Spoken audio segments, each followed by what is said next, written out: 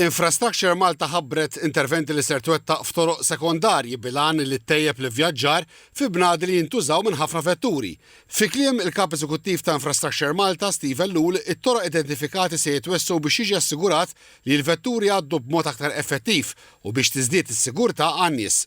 L-ewwel xogħlijiet se jibdew fil-bidu tas-sena d-dieħla fit-triq Buri l-Kbir fis-Siġġiewi li tintuża ħafna minn vetturi li mill-inħawi tar-Rabat ikunu sejrin lejn in-naħa t'isfel ta' Malta u bil-kontra.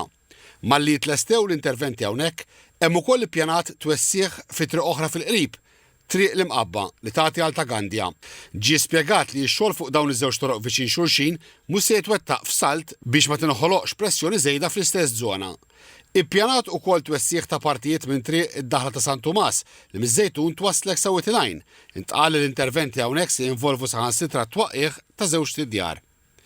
Infrastructure Malta qed tistudja wkoll kif ser tagħmel xogħlijiet simili fit-triq tal-Miżjib li flimkien mat-tela tax-Xemxija u l-Manikata hija waħda minn 3 toroq li tista' tintuża għal Mellieħa u għal Għawdex.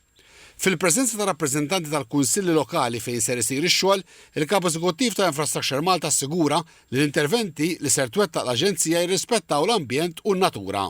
Il-Ministru għat-Trasport, Chris Bonnet, qal li ta' priorità f'din il-ħidma huma s-sigurtà u l-aċċess għan-nies.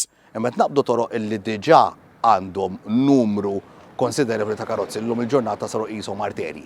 Tista' tgħid. Ħanibdew b'daw biex naraw illi ikun iktar safe biex ngħaddu fit-toroq tagħna u tkun iktar faċli. Il-Ministru Bonnet qal li l-Gvern qed jieħu dawn id-deċiżjonijiet biex ikompli bil-pjan tiegħu li jtejjeb il-mobilità fil-pajjiż.